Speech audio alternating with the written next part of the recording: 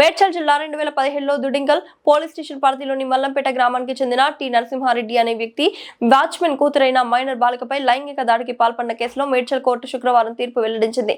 ఈ కేసుకు సంబంధించి వివరాలను స్పెషల్ పీపీ ప్రభాకర్ రెడ్డి మీడియాకు తెలిపారు. పోక్సో చట్టం ప్రకారం మేడ్చల్ పోక్సో కోర్టు న్యాయమూర్తి నరసింహారెడ్డి నిందితుడికి 2 ఏళ్ల జైలు శిక్షతో పాటు 2000 జరిమానా విధించారు. ఈ కేసు దుడింగల్ పోలీస్ స్టేషన్లో నమోదు కాగా బాధితురాలకు భరోసా సెంటర్ లీగల్ అడ్వకేట్ రోజా సహకారంతో న్యాయ సహాయం అందించబడింది. సుదీర్ఘ విచారణ అనంతరం కోర్టు నిందితుడిపై శిక్ష ఖరారు చేసింది. Special public prosecutor POCSO court Medchal ఈరోజు కె వెంకటేష్ గారు స్పెషల్ జడ్జి నేరస్తుని అయిన నరసింహారెడ్డి గారికి 2 సంవత్సరాల జైలు శిక్ష విధించబడింది.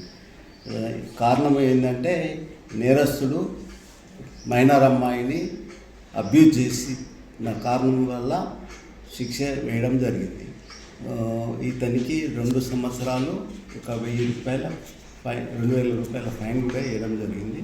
వాడు నేరస్తుడు ఏం చేసిందంటే వాచ్మెన్ యొక్క కూతురును మైనర్ను అసభ్యంగా ప్రవర్తించడం వల్ల నేరస్తుడికి గుందిగల్ పోలీస్ వాళ్ళు కేసు రిజిస్టర్ చేసి ఛార్జ్షీట్ ఫైల్ చేయడం వల్ల ఈ శిక్ష పడ్డది.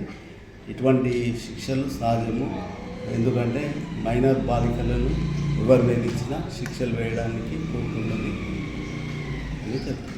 ఈ సంవత్సరం మే 2017 కేసు డేటు చెప్పంటే చూసుకొని చెప్పాలి.